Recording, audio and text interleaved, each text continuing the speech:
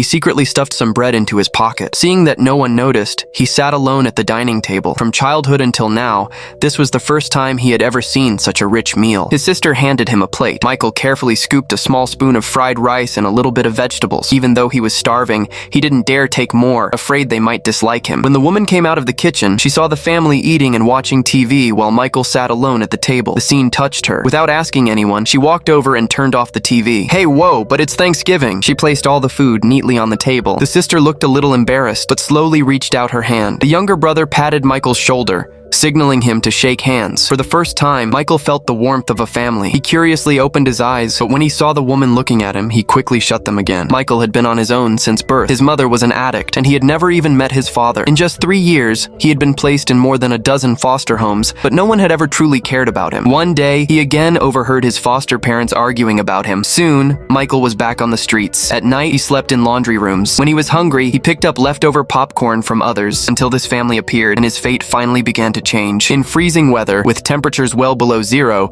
Michael walked down the street wearing only a t-shirt and shorts. The woman felt sorry for him, got out of her car, and chased after him. Seeing her serious expression, Michael shook his head. But despite her family's objections, she insisted on bringing him home. She carefully made up the couch. Michael sat on the soft sofa, his face full of disbelief. Born in the slums, it was his first time staying in such a luxurious house. But after the woman lay in bed that night, she started to regret it. She had brought a stranger into her home. What if he stole something? Her husband comforted her and said they would know in the morning. The next day, the woman was surprised. Not only was nothing missing, but the couch had been neatly tidied. She felt deeply ashamed and rushed outside to find him. Seeing Michael in his thin clothes, she took him to the mall. Always afraid of causing trouble, Michael picked the cheapest item. But in the end, the woman bought him more than a dozen outfits. When they returned home, she prepared a room just for him. Michael asked in disbelief. Her heart ached for the boy in front of her. She returned to her room and made a bold decision. She was going to adopt Michael. But adopting a black child was never going to be simple.